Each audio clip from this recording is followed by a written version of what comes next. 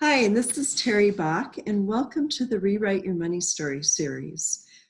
In the work that I do, I see a lot of men and women who are really struggling with this financial fear.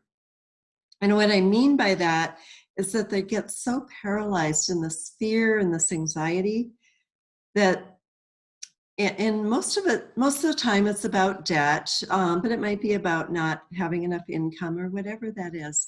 But they get so frozen in this that they're really not able to make a good financial plan to get out of their situation. So maybe they're not looking at their credit card statements because they're so frozen in this fear and this anxiety. So I have brought together some amazing experts on the topic of financial fear. And each of our experts are going to be talking about this topic from their specific and very unique point of view. Today, I've invited Kelly Fisher as our expert. Kelly's been doing private hypnotherapy for over 20 years. He was hired by the Silver State Pain and Injury Clinic, that's a mouthful, to teach the Anxiety Solution Program. And the owners, the staff, and a large number of the clinic's patients are getting amazing results by going through and applying what they've learned in this Anxiety Solution Program. Kelly's been studying anxiety and how the mind works his entire life, and as a result has presented numerous live seminars on the Anxiety Solution for many years. So welcome, Kelly. Thank you so much. Thank you, Terry, for having me. You're very welcome. I'm happy to have you on talking about anxiety. Yes. What made you decide on anxiety as a specialty?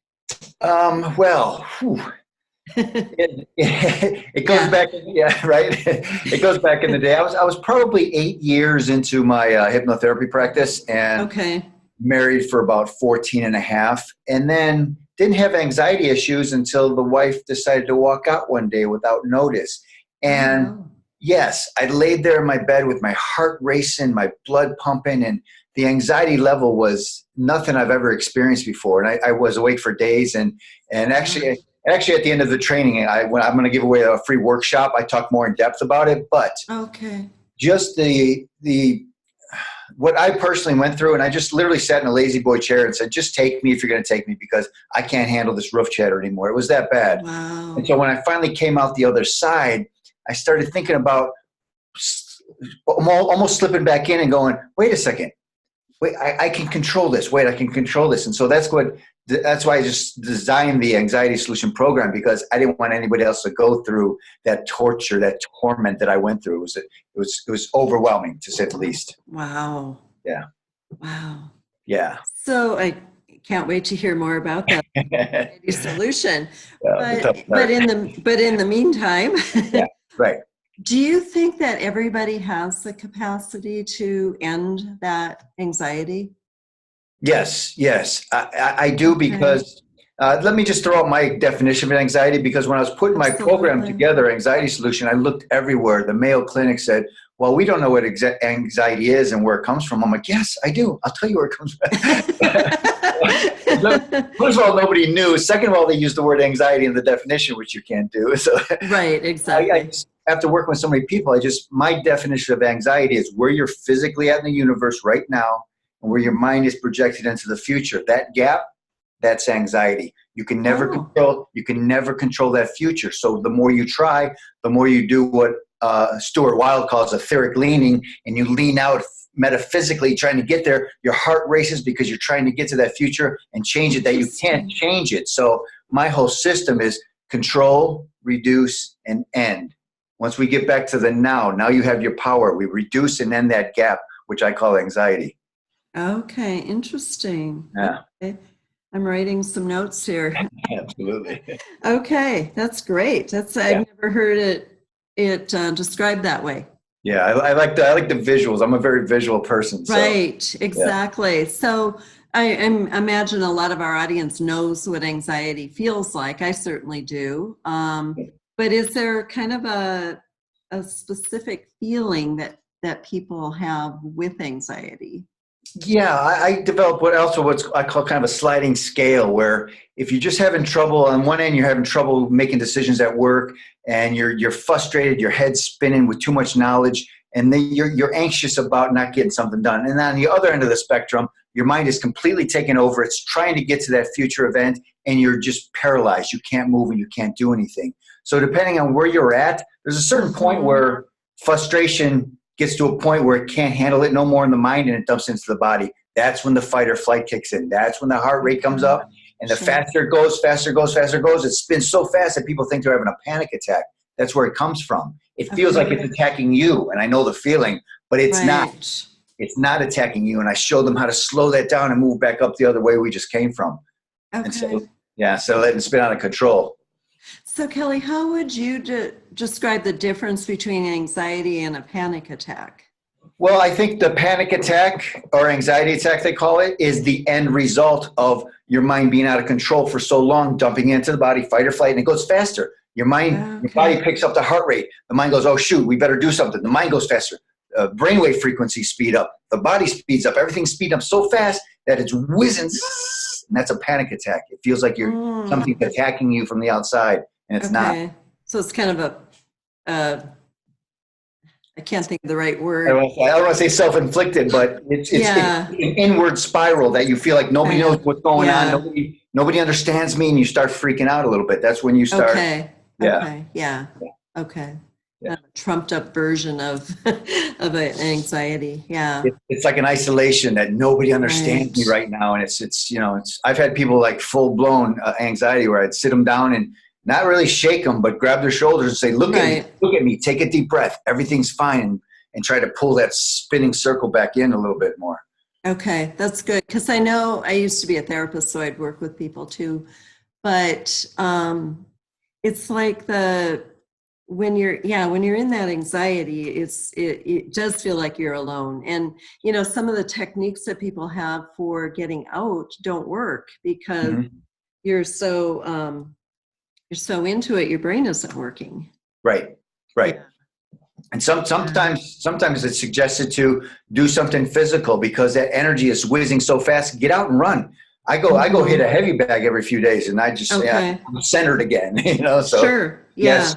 So sometimes when it's spinning so fast, you can't meditate. You can't close your eyes at that point. Right. So sometimes it's better to use that energy and burn it off a little bit before you. Right. Yeah. I used to always go for power walks. Yep. Get that energy moving. Right. One of the reasons I work out every day, because it's just after that my head's free, my body's balanced, everything's and you get in good shape too. A little side step. So I know that sometimes in the work that I've done, people just say, oh, that's not going to work for me, or I can't control my thoughts, or you don't understand, you don't get it. How do you handle that? That's your roof chatter. That's your conscious mind speaking to you. And I call it the little yip yip dog that won't leave you alone. Yip yip yip yip.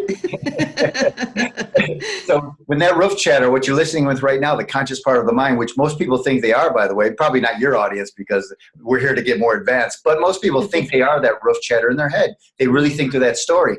And so what they're saying is, with the conscious mind, I can't shut that off. And what they really mean is, when I close my eyes, that speeds up faster.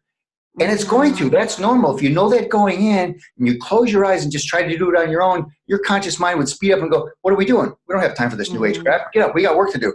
And that's okay as long as you know that going in. If you sat there long enough, 10, 15 minutes, you would have what Deepak calls that little gap. And all of a sudden, you don't know where you're at. It might be 3 seconds, 5 seconds. You don't know where you're at. All of a sudden, that roof chatter comes back in through the back door. That gap gets bigger and bigger as you meditate. That's what meditation is. It's shutting off the conscious mind so that roof chatter is not going to pull you out of center. And in the beginning, it's going to speed up. It's like, I can't do that. You don't understand. I can't meditate. Well, I do understand. You didn't sit there long enough. Right. Shut up that yip yip dog and break it. You got to break it somewhere. You got to have a gap where it's like, oh, where was I just then? That's meditation. You've got to get that gap longer and longer and be more comfortable. The conscious mind isn't used to being shut off in the daytime. So when you try to shut it off, it's going, we got work to do. What are you doing? We're not set up for this. And that's okay. That will dissipate. with practice. Okay. Yeah. Interesting. I'm curious, that's totally off topic, but Yeah. how did you come up with roof chatter? I love I don't know. So some people call it monkey mind. Some people call it Right. I've heard that one. Yeah. roof chatter. I don't know. To be honest with you, I guess Yeah, I mean, it makes sense. Yeah, yes. we got all this chatter going on up on the roof, Yeah. but It's like a ticker tape at the bottom of CNN, just going across constantly. You know, it's very true. Very true. yeah. So, since this podcast is about money, I'd be interested in what your opinion is about money blocks in the conscious mind. Yeah, there's like everything else. Obviously, there's different levels, but there's some people that are unsuccessful, and I actually speak to them about getting started, and their anxiety. That gap is like, I can never be that successful, so why even start? So they have anxiety about where they're at, and those people, I tell them, put your shoes on and go for a run. I mean, we have to start. We have to break out of that. So that anxiety, like we spoke of earlier, just sits there and boils. Right. And then there's another level where, like, if you're applying yourself and you're really doing the homework and you're trying to get the business off the ground and you're really giving it 100%, there's a lot of times, and I experienced this myself, where I got to a point where it was just about to be a breakthrough, and I noticed there was a little self-sabotage going on instead of moving forward and getting to that next level. And I thought, oh, that's interesting. Why am I doing that? I don't want that. I want that. That's interesting. So there's when I work with people, we obviously reprogram the subconscious mind and give them triggers. So when they get to that point, they can move through it. But I tell people there's like two different levels here. There's in the office, or where we're doing a Skype session, where there's hypnotherapy, where we can design beautiful programs for the subconscious mind. But then there's the reality where you're going to be in front of that business partner. And all of a sudden that I give them a trigger.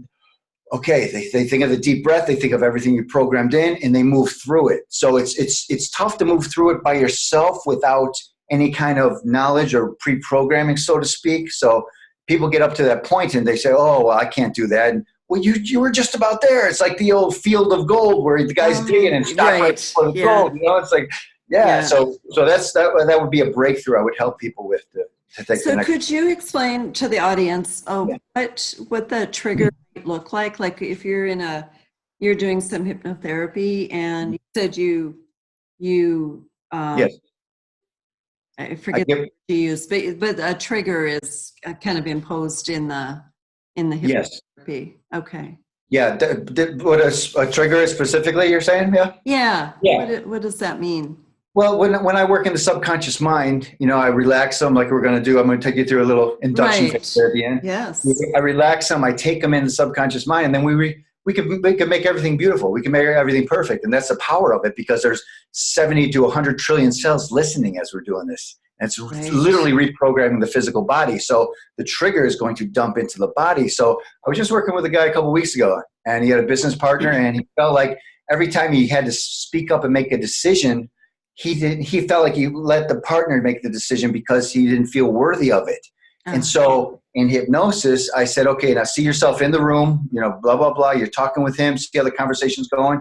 And now when you stand up to him face to face and you're about to say something, and when I snap my fingers, I say, now you take a deep breath, and all of a sudden comes out what you want to say. And then I don't say anything. I allow him to go through the visualization while we're reprogramming it. So he literally says it in his mind. And so the trigger is me snapping and saying, you take a deep breath. So when he's in the actual live event, he's gonna take a deep breath, and it's gonna trigger up everything we just programmed in. And so he's gonna be able to move through that breaking point, that barrier with a different. He's gonna feel different as he speaks it out loud. Right. Oh, that makes total sense. Okay. So how long does it take someone to really practice all of this to be effective? Well, it goes back to what's programmed in, how long it's programmed in. Are we working with something from childhood? If we're just talking about general meditation, I mean, you could practice that for 30 days and really start to slow down that roof chatter to the point where it's like, wait, I'm in actually a different space right now. This is it's like something new to explore. It's like a different frontier. Right. So general meditation, a month or two of really practicing, just letting go. And when I say practicing, I want to say that I always tell clients, I said, you remember, you're always in control of the letting go. Sounds like it because people are scared to let go. They're like, oh, Right, I'm exactly. going to say something in hypnosis that's, like, no, it doesn't work that way. Right, I exactly. put the stuff in. It doesn't, it doesn't work that way. So I had a couple clients that were, one session that came in, this guy had flight anxiety and he carried a weapon with him because he was a private security. And the anxiety he had on the plane. And strangely enough, I said, well, when do you feel it the most? I figure when he's packing or when he gets the call. He goes, when I sit in the seat, when there's turbulence. So we went through the session. I said, as soon as you sit in that seat, you automatically think about helping somebody on the other end. And the turbulence thing, I gave him another trigger for the turbulence. I call him back a week later. I said, hey, Steve, how you doing? He goes, doing great. He's like, no anxiety at all. I'm like, what do you mean? He goes, yeah, I get on the plane. I think about what you told me. I sit in the seat. I take a deep breath. And I'm like, dude, that's amazing. That's so cool. I said, yeah. I said, you mind if I do a testimonial with you? He goes, absolutely. So, Absolutely, yeah. yeah. Wow. So a lot of times there's no telling because that was from his childhood. He was a football player in college. He was on a little puddle jumper from little town to little town in the South. And he said the pilot was younger than him and he was so nervous and the plane started doing this and he thought it was going to crash. So every time he gets on a plane, that comes up. Sure. Yeah. So you're kind of reprogramming his brain. So other things are coming up now. And yes. Yeah. And my whole thing is we never went back to the puddle jumper. My whole thing is let's get healthy here and move forward. Right. Now, if we have to go back, we will. Yeah. And a lot of clients I do have to go back, but. Yeah. But in a sense, you're recreating a different story for him. Yes. So when the association's different. Absolutely. Right. Absolutely. Good. So, I understand you want to take us through a hypnosis or a relaxation technique. Yeah, I call it the induction phase. All my meditations I record online and every session I do. Okay. I do the same induction phase, meaning shutting everything off. We have to shut off the mind. We have to shut off the physical body. And then you can go into the subconscious mind. So before we go into the subconscious mind, you have to shut everything down. And I'm going to take you through just a brief guided relaxation. Okay, great. I'm ready. Right. You ready? I'm ready. All right. Close my eyes. All right. So everybody follow along, play along. But what I want you to notice while we're playing along is what's your mind doing? I mean, listen to my voice, but what's your mind doing? Is your mind speeding up saying, this is silly? Is your mind going, hey, this might help me? Or are you in control of your mind? Or are you paying attention? When I say white light going down through the shoulders, do you feel your shoulders drop? Do you actually feel it let go? And pay attention to what's going on, mind and body. Okay? Okay. All right. Cool. All right. Just allow your eyes to close. I'm going to start to slow the heart rate down by just closing the eyes. Just feel the weight of your body in the chair where you're sitting as you start to let go of all muscular tension and worries of the day. Now, we always start with the breath work because we're always in control of deep breathing. We're going to take 3 deep breaths in a moment, and then we're going to go through a brief white light healing for all the muscles. We shut off the physical body, and then the mind really starts to pay attention. So now play along with me and see what your mind is doing along the way. I want you to take in a deep breath for me now, as deep as you can. Really fill up the lungs. Hold at the top for 3, 2, 1, and relax. Just feel the body sink into the chair. Start to slow everything down. If your mind wants to drift, allow it to. Just bring it back to my voice when you realize it. Another deep breath in, as deep as you can. Really fill up the lungs for me. Hold at the top for 3, 2, 1, and relax. Just feel your body sink into the chair.